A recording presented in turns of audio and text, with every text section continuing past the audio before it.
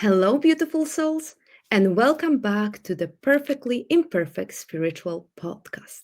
I'm Marta, Marta the Medium, and I'm a psychic medium, angel card reader, spiritual teacher, and your host. Today, I'm joined by someone whose path carries a level of depth, resilience, and heart that many of you will recognize in your own ways. Her name is Barbara Banner. She describes herself as a joyful, no BS psychic, evidential, and trance medium who brings through messages with stunning accuracy, humor, and healing. She works with a deep connection to spirit and what she calls her highly comedic and mischievous guides, which I absolutely love.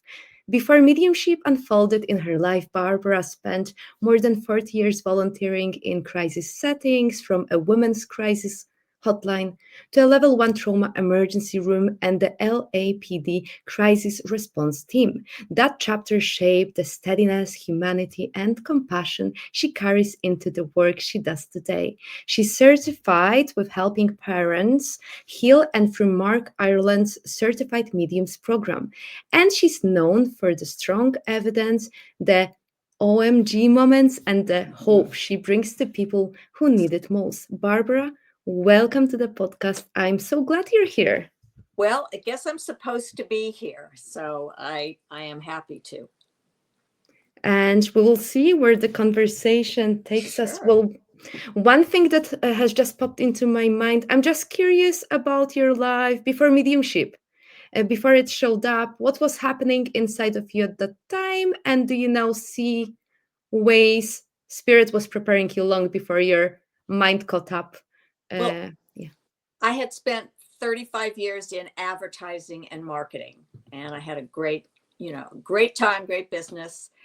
And I all this, I love doing volunteer work, and I wanted to do things that I could roll up my sleeve and get in there instead of just write a check. So these things just came into me, and it sounded so interesting being on a crisis hotline for women. So there was a lot of training before I could do it. And I was doing that 14 years. Then I've been at the ER, and I'm very comfortable in hospitals.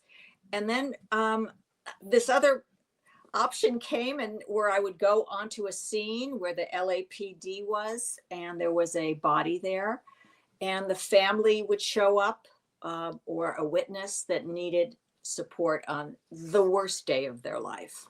Mhm. So, and then hell broke loose at home with things flying off the shelves and lights flashing, and everything was going on. And I thought, gosh, spirit's calling me. I better answer them. And I was just guided to take a class with Suzanne Giesman, uh, communicating with soul to soul communication. I didn't tell my husband it was for mediumship, Mhm. but he knew what was going on in the house. His mother's photo flew off the mantle and broke, and I said I had nothing to do with it. Okay, I love your mother. So it just blossomed from there. Within 7 months of my first meditation, I had sort of hung a shingle, which I was giving readings to, donating readings and reading other mediums. So it happened very fast. And I did find out later that I've been doing this for about 1,000 years. So that's why it just took off so quickly. And do you believe that it happened so quickly because at this particular moment your soul was already ready? Yes, Like, that's what yeah. they say. They say when your soul is ready, it will happen to you. And my soul was ready. It was a little later in life, but I believe me, it was ready. I had a few little, in I just had a few little feelings earlier on. When I was about 13, I said to my friends, I think I'm a witch. I didn't even know what a medium was, Mhm. but I knew that I had this intuition and a little psychic something. But, and I always had a lot of interest in the paranormal and mediums. I was watching the old time medium, Sylvia Brown. So I was I was guided toward it, but I didn't know what was going on. Mm, I love it. And I'm curious, how did your previous work experiences, how do you think they shaped you energetically and emotionally? And what did those years really taught you about resilience, compassion, and the human soul? Well, there was so much training for everything. So I have so much background in grief, uh, helping people in grief, and different ways people pass, that you treat people differently depending on if their child committed suicide or whether, you know, it was an accident. There's different ways to handle things that make it easier for them. So all my training over the, you know, 35 years doing this kind of work, it just I just got on the job and I was just ready to go. I mean, there's very few things I think I haven't experienced in those um, genres that I was not prepared to respond to. And was there one particular event or a memory that you recall when you said yes, that you really wanted to be a medium? Like, could you take us back to that realization, or like what happened? Was it a gradual process, or was it? Well, it was once I was doing it and being successful at it with Mhm. people. I offered to do a reading for helping parents heal for one of their local chapters, and in my readings, I do a Q&A, so people can ask questions, you know, to spirit. And the first question I always say, don't tell me what it is, just say it to your son. This woman had a Mhm. son that died, and I said, just don't tell me. So I said, let me tell you what he's showing me. Mhm. He's showing me he's riding on the back of a giant butterfly in spirit, in heaven, and he's dive bombing, and he's laughing, he's having the best time possible. He's giving me chills right now, as a matter of fact. So I asked the mom, I said, does this have anything to do with your question? And she started crying. She said, you have no idea, it absolutely does. um, so I said, what was the question? She said, what's my son doing on the other side? And then she told me, she said, after he passed, I didn't know how to explain it, you know, to a child, to his little sister. So I bought a book. And in the book, there was a page showing what a child might be doing on the other side, so that they could understand, oh, he's going to have fun. And she sent me a page from the book of a little boy Mm. riding on Oh. the back of a butterfly, which is exactly what he showed me to let her know. So Mm. that was really profound for me to see how it changed her, how it opened her up and made her believe, wow, he had to be here to to tell Mhm. me what question to ask. And he's also letting me know that he was there when I was reading the book to his sister. So from wondering what is your child doing, and you know, is he can he connect with me, to having that seminal moment for her, Mhm. that he really, his consciousness really is alive. And it was like, wow, I really like helping parents Mhm. with children that heal. So I Mhm. signed up to take all the testing at Helping Parents Heal, so that I could be part of their group that they Beautiful. recommend. So that Thank was you. one of the biggest moments for me. Whenever it has to do with children, I just have a soft spot. I was reading a grandmother, and I said, and her grandson died, and I said, so what is this blue plaid shirt that I keep seeing? She said, my grandson wore it like every day. You know, everyone Mm. has a favorite shirt. And And I said, wow, he loves this shirt. I said, why does he keep showing me himself in it? She said, because we buried him wearing that shirt. So these things, they just make such a difference. Of course, when someone loses a sister or a husband or a wife, um, it's a little different. It just sort of hits me more when there's a Mhm. child involved. Could you talk more about what you've learned from spirit about the other side? I think that can be very comforting for the viewers and listeners. Well, it's important to know that that we pick our challenges in this world. We come down here and we have a plan, and we know what's going to happen before we get down here. But Hmm.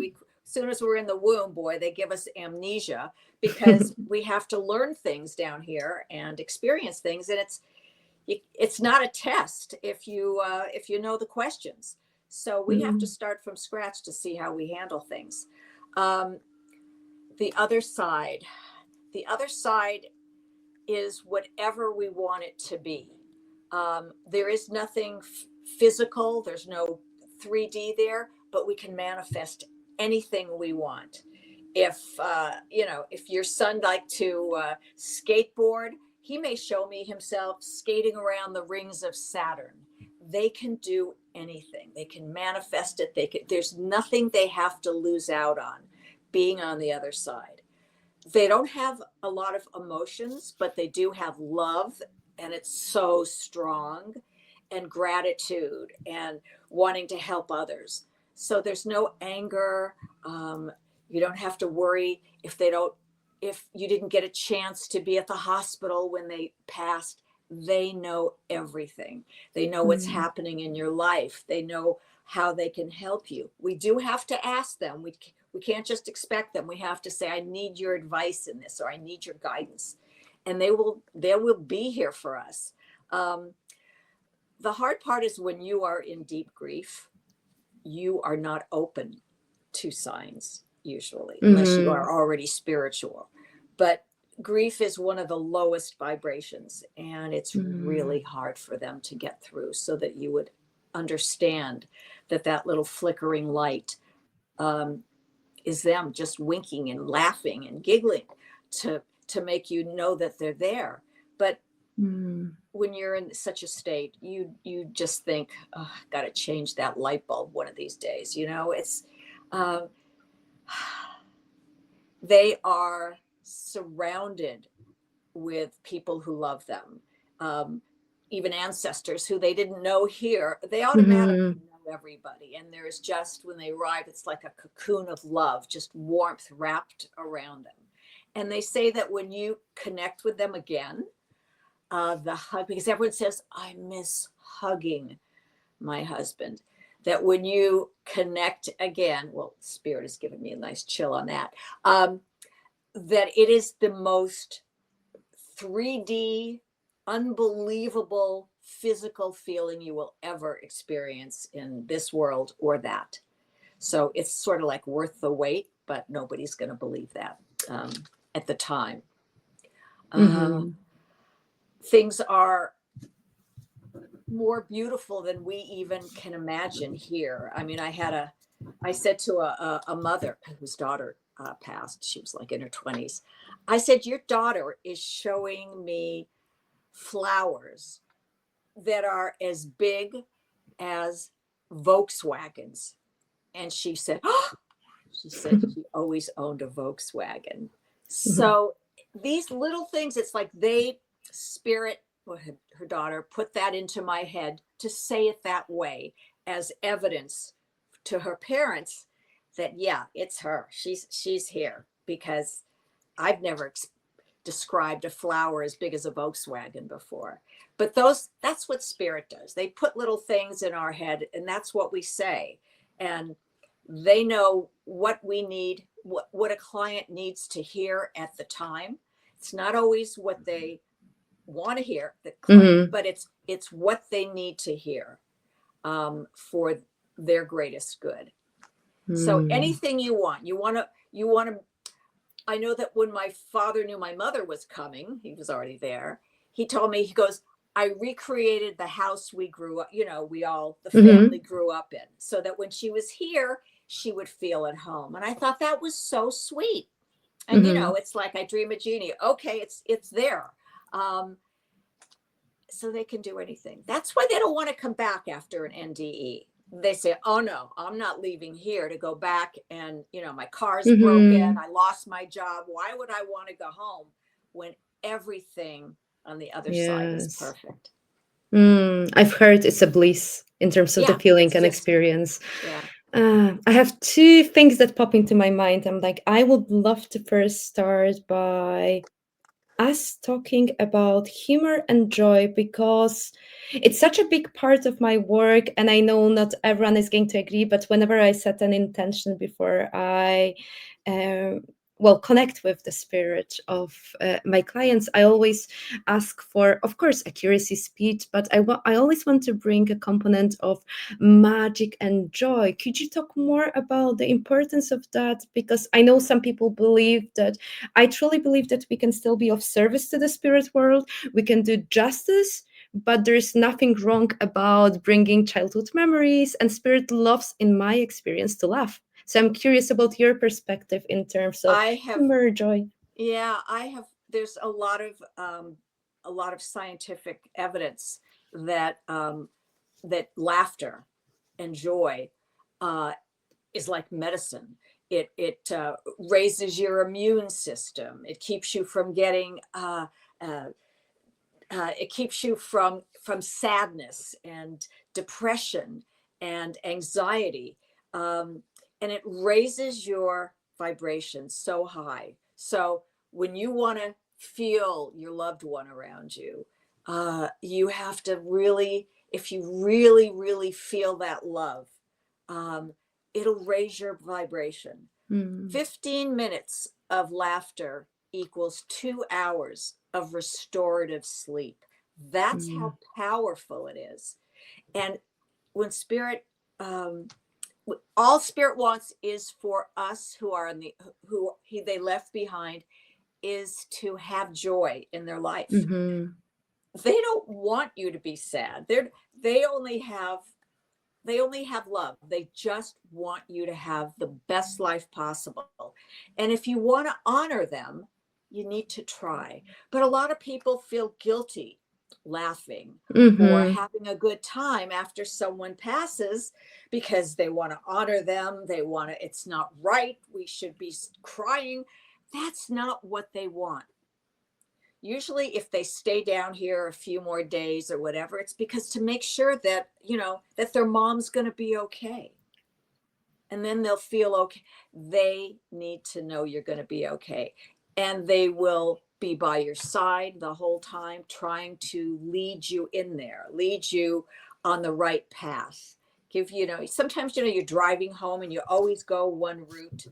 And for some reason, you just say, you know what, I'm going to take this other road. And then you Mm-hmm. find out later, that the road you always take, a tanker blew up, and something. And it was that intuition that you said, boy, am I glad I followed my intuition. You can call it intuition. I call it your son letting you know and guiding you around it. And in this country, we always say seeing is believing. Mm-hmm. Our biz, it's believing is seeing. If you don't believe it, it's going to be much harder for you to feel it. And so trust is such a big component in you connecting on your own and feeling their energy around you, or feeling a little tap on your shoulder, or a little Mm-hmm. someone just rubbing the back of your head. Most people just put it out of their mind. Oh, that's nothing. I felt a little Mm-hmm. thing on the back of my head. It's probably a spider on the pillow. It's not. Okay, it's Mm-hmm. your husband just doing what he did when he was here. I had a woman recently, and I said, your son is says butterflies are, you're gonna have a connection with butterflies. And she said, we're in Wisconsin. Okay, there's no butterflies here now, it's snowing. Mm-hmm. um, and and then she said, well, there were a bunch of butterflies the other day, like sort of following me around. And one was going around me. And I said, and you didn't, even though I told you, you didn't even think it could be for you. She said, actually, I figured it might be butterfly migration season, or mating season. So she talked herself out of this beautiful message from her son because she didn't trust or believe. And I just laughed. I said, that's really an unusual way to look at it, but it was him. And could you tell more about, I know there are so many unique ways that our loved ones on the other side can really get their messages across, but what are the other ways that our loved ones communicate, just so that anyone who's new to that mediumship communication can know what to be Okay. aware of? Yeah. If you haven't been spiritually connected, or there's things that are easy for spirit to do. Okay. Because they're just energy. So anything with electricity, if the TV goes off while you're watching it, maybe it's them. If nothing else went off, if a light bulb is something flickering, or you walk into a room and the light automatically goes on, that's your loved one. If you're in the car and all of a sudden your husband's favorite song comes on the radio, and you have never heard it on the radio, when you get home, go look at the lyrics on Google. There's a message for you. There's a message everywhere for you. I wake up at like all between 3 and 4 o'clock in the morning most of the time, and I just look at the clock, and like it'll say 3:24. I just get my phone out, put in 3:24 angel number, and it has a lot of messages for me, and I know the one that they're sending. So everything is a message, and if you just open to it. Now, look, if you walk out and you're on, you're taking a nature walk, and a leaf falls, on the ground, it doesn't mean every little thing isn't a message from your loved one. But if you're walking and a leaf falls on your head, or a feather is just, circling in the air and it lands in your hand, those are messages. If you're just open to them as being your loved one, letting you know that they're with you and they know what's going on.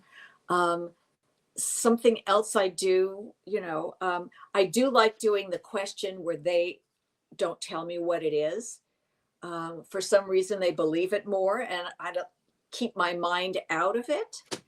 So those kind of things really help them believe more. And it's not my job to make somebody believe that life goes on.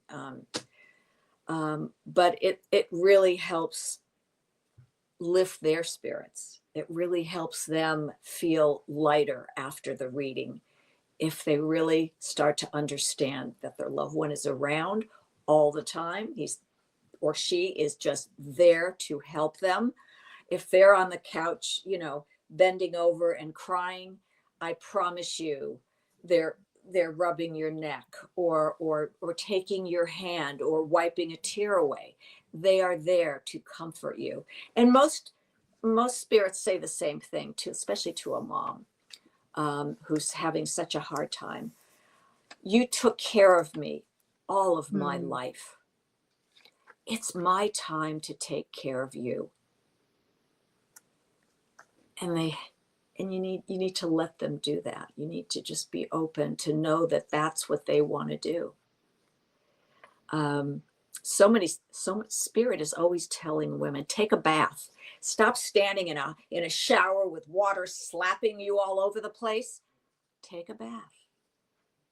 Turn the lights down. Put on a candle. Make it smell nice. And just be enveloped in the warm water, like a womb.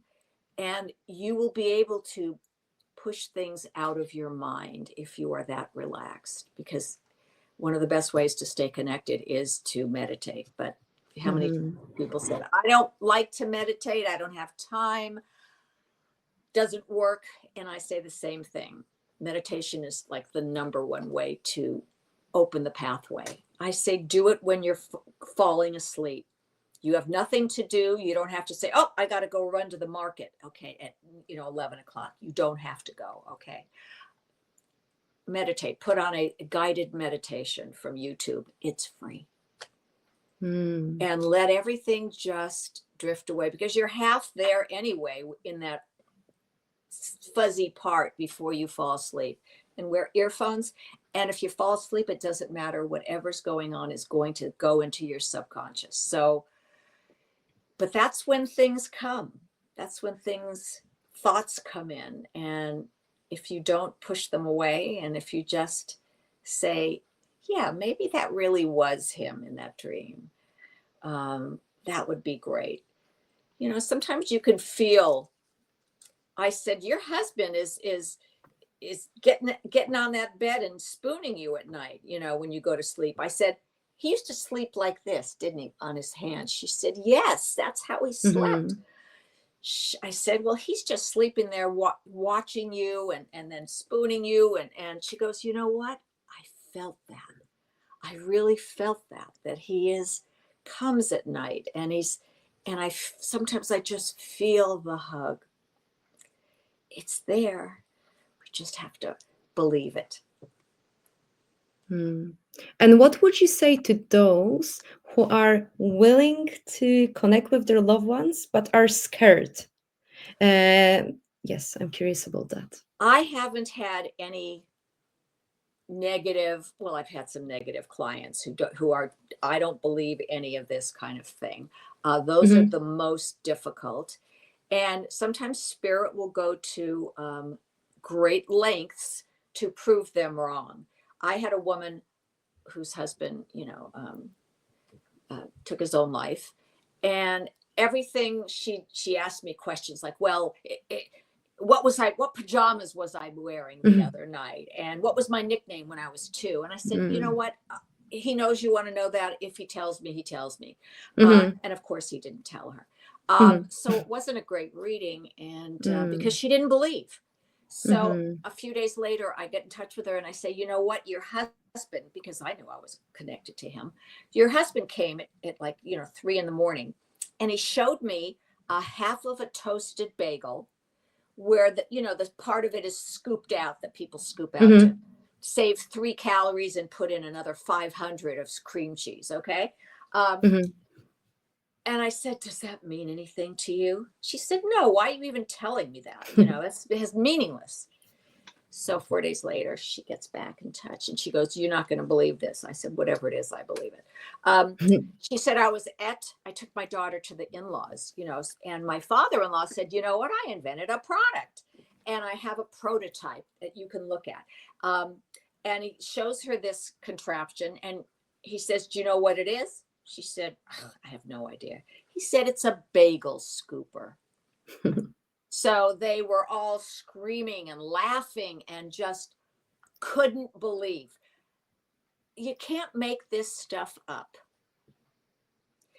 As a medium, you say what they give you. It is not for us to understand everything. It is us to give the messages. So no matter how crazy they could be or silly they sound, I just say what they give me, and usually works out just fine. And what's the spiritual meaning of grief, of the human experience of grief? Well, grief, we think, is like being done to us, that the universe is doing this to us. For whatever, did I do something wrong? Is this karma? Is this? That's not what grief is for. Grief is for the opposite. It's to make you realize and feel all the love you had for that person. Because if you wouldn't be feeling this horrible if you didn't like that person, if that person didn't mean much to you, it would be much easier. But because they were your life and part of you, that's why it's so difficult. So that's how I try to get people to pivot when they feel this grief. And just when you're feeling it, start thinking about the feeling of love, that high vibration, to just bring you over, even if it's like for a few minutes, to remember that, because that's what's going to get you through, is feeling the love. And after time, it'll be easier to pivot.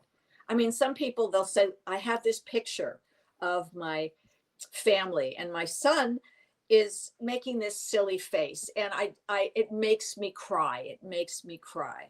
I said, I promise you one day, and I don't know when, but when you look at that picture again and you see that silly little smirk on his face, you're going to laugh, because that's what you did when you saw the picture in the beginning. You know, you saw, look at that, you ruined the picture with that little silly face. It's going to make you laugh and feel the love again. Mm-hmm. I love it. Could you tell us more about your spirit guides? Who are your spirit guides? And do we all have spirit guides? And well, we all are born with like angels and guidance and spirit guides. A lot of famous mediums have no idea who their spirit guides are. It's not that important, but people always want to know. I had somebody several years ago say, can you show me my spirit guide? And I said, well, you know what? I've never done that before, but what the heck?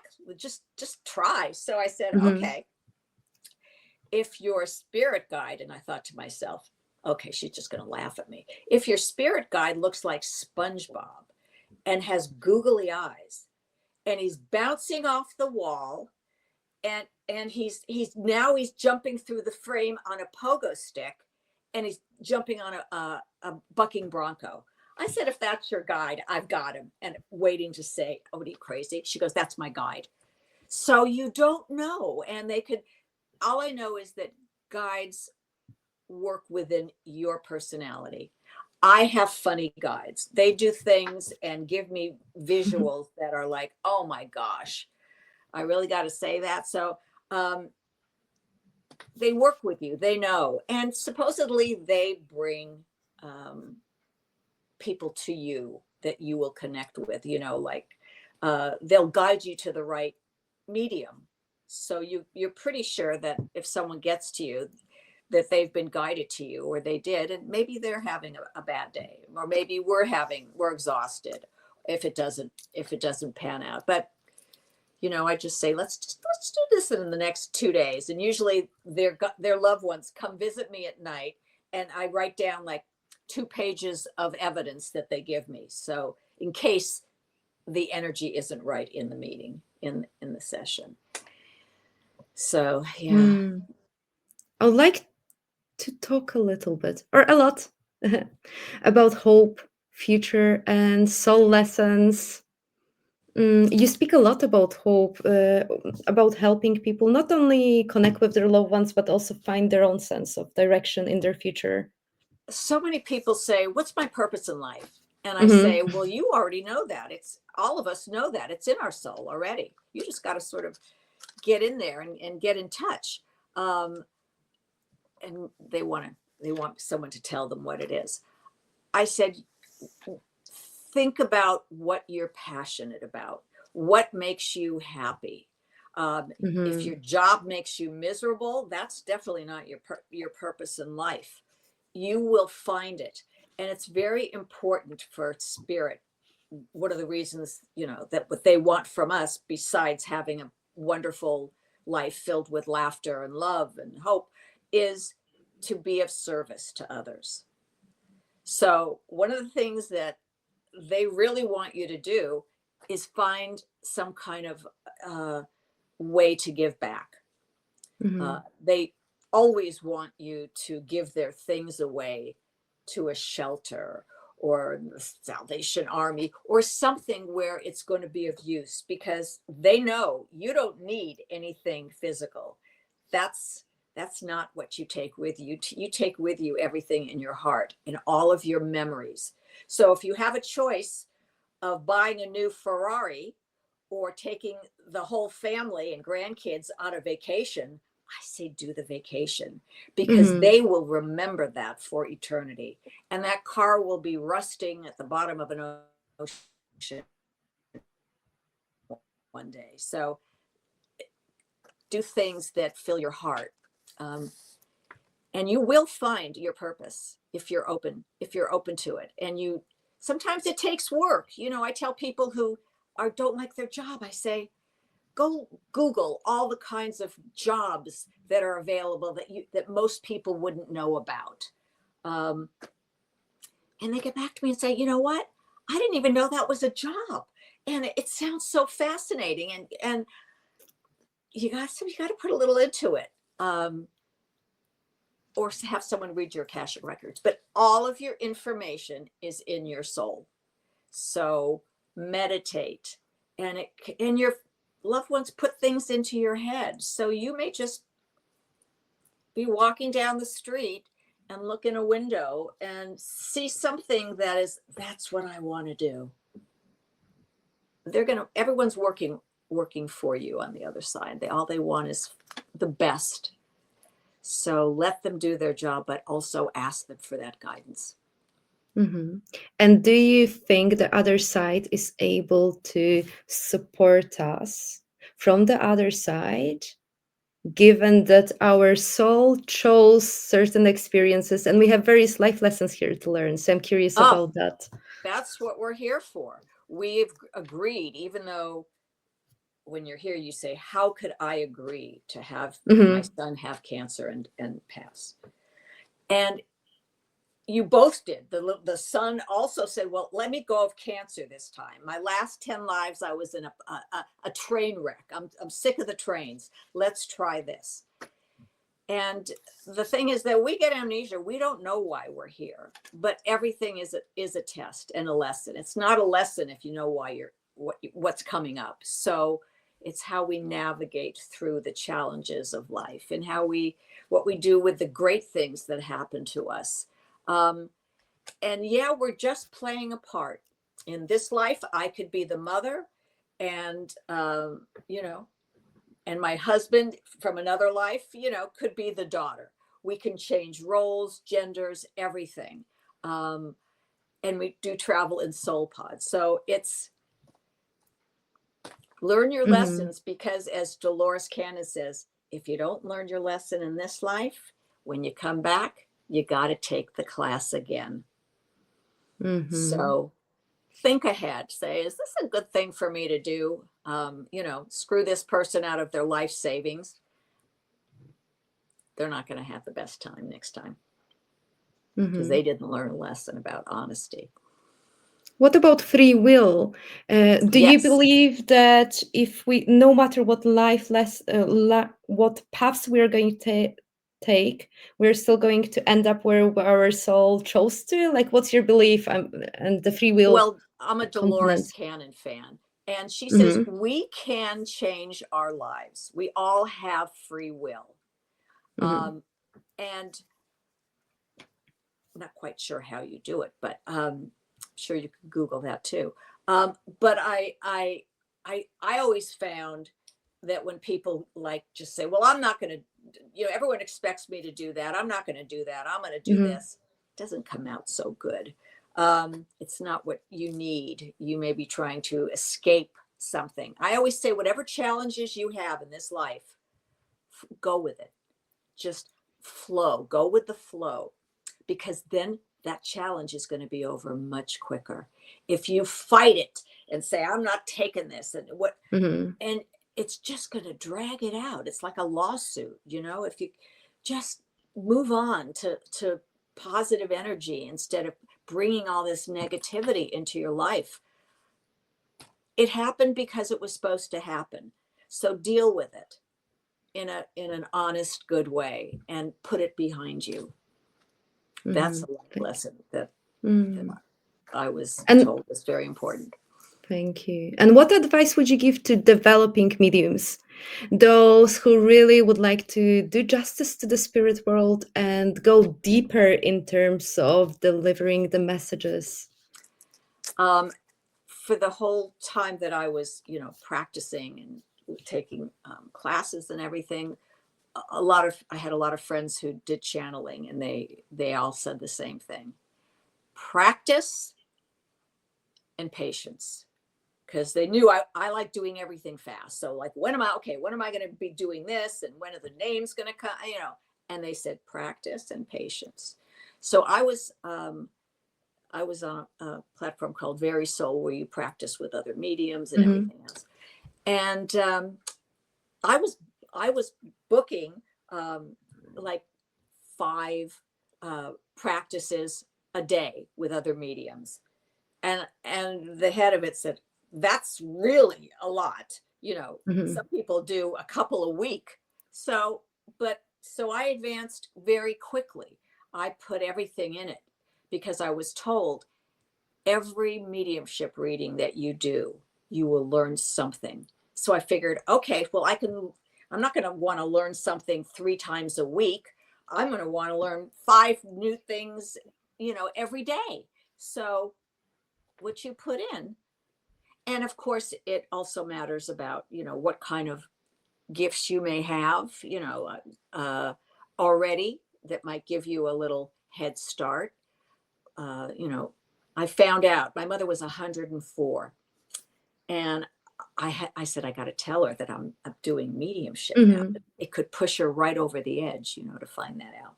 So I said, Mom, I have to tell you that, Dad's been coming to me. I'm doing mediumship now. I said, I didn't know how you'd react. She goes, your grandmother was dragging me to, crystal ball people and tarot readers and psychics when you were a kid.